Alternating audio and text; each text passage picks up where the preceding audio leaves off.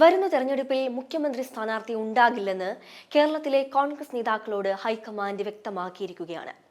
ഏതെങ്കിലും ഒരു വ്യക്തി നയിക്കുമെന്ന തരത്തിലുള്ള പ്രചരണം വേണ്ടെന്നും ഡൽഹിയിലെത്തിയ കേരള നേതാക്കൾക്ക് ഹൈക്കമാൻഡ് നിർദ്ദേശം നൽകി.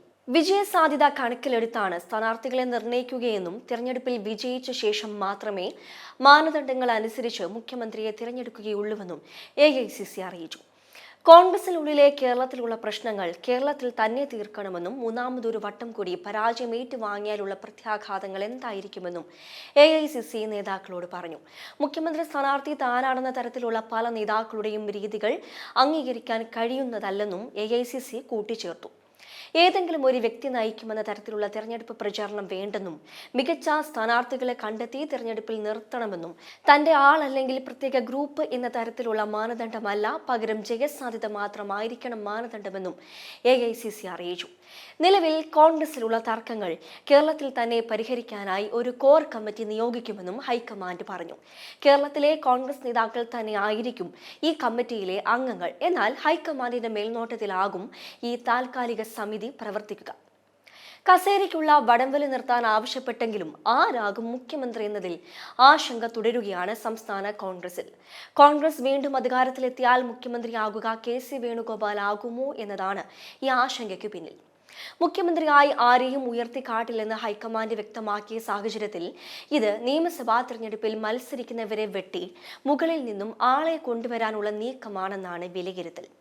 തദ്ദേശ നിയമസഭാ തെരഞ്ഞെടുപ്പുകൾ പടിവാതിൽക്കൽ നിൽക്കെ കോൺഗ്രസിൽ സുപ്രധാന തീരുമാനങ്ങൾ എടുക്കാൻ കോർ കമ്മിറ്റിയും വരുന്നുണ്ട്. കേരളത്തിലെ മുതിർന്ന നേതാക്കളുമായി ഹൈക്കമാൻഡ് നടത്തിയ യോഗത്തിലാണ് തീരുമാനം.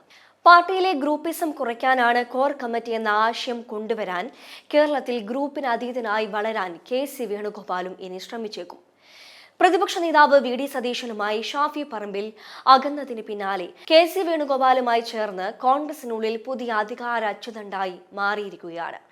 ദിവസങ്ങൾക്ക് മുൻപ് നടന്ന KPCC ഭാരവാഹികളുടെ അഴിച്ചുപണിയിൽ പുനഃസംഘടനയിൽ 16 ജനറൽ സെക്രട്ടറിമാർ, 2 വൈസ് പ്രസിഡന്റുമാർ, 3 വർക്കിംഗ് പ്രസിഡന്റുമാർ, നിരവധി രാഷ്ട്രീയ കാര്യസമിതി അംഗങ്ങൾ എന്നിവർക്ക് പുറമെ യൂത്ത് കോൺഗ്രസിന്റെ നിയന്ത്രണവും KC ഗ്രൂപ്പ് കൈക്കലാക്കിയിട്ടുണ്ട്. ഇതോടെ സംസ്ഥാന കോൺഗ്രസിലും KC വേണുഗോപാൽ നിർണായക സ്വാധീനം ഉറപ്പാക്കുകയാണ്. കൂടാതെ ആദ്യമായി കോൺഗ്രസ് പാർലമെന്ററി പാർട്ടിയിലും KC വേണുഗോപാൽ പിടിമുറുക്കിയിരിക്കുകയാണ്. ഇതൊക്കെ തന്നെയാണ് കസേര ആഗ്രഹിക്കുന്ന മറ്റ് നേതാക്കളുടെ ആശങ്ക. ഹൈക്കമാൻഡ് യോഗത്തിൽ ശശി തരൂറും പങ്കെടുത്തിരുന്നു. ഇതും കോൺഗ്രസ് രാഷ്ട്രീയത്തിൽ തരൂർ സജീവമാകുമെന്നതിന്റെ സൂചനയാണ്.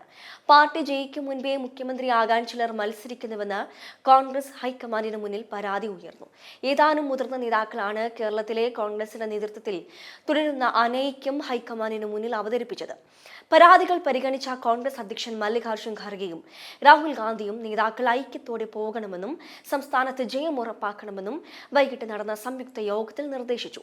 പാർട്ടിയിലെ അനൈക്യം അവസാനിപ്പിച്ചാൽ തിരഞ്ഞെടുപ്പിൽ വിജയിക്കാമെന്നും ഇല്ലെങ്കിൽ വെള്ളത്തിലാകുമെന്നും നേതൃത്വത്തോട് പറഞ്ഞ KPCC മുൻ അധ്യക്ഷൻ K സുധാകരൻ മാധ്യമങ്ങൾക്ക് മുന്നിലും ഇത് ആവർത്തിച്ചു. ഖർഗെയും രാഹുലും നേതാക്കളുമായി ഒറ്റയ്ക്കൊറ്റയ്ക്ക് നടത്തിയ ചർച്ചയിൽ നിന്ന് സംഘടനാ ജനറൽ സെക്രട്ടറി KC വേണുഗോപാലും കേരളത്തിന്റെ ചുമതലയുള്ള ദീപദാസ് മുൻഷിയും പങ്കെടുത്തില്ല. ഇവരുടെ സാന്നിധ്യത്തിൽ ആരും വസ്തുത പറയില്ല എന്ന തിരിച്ചറിവാണിത്.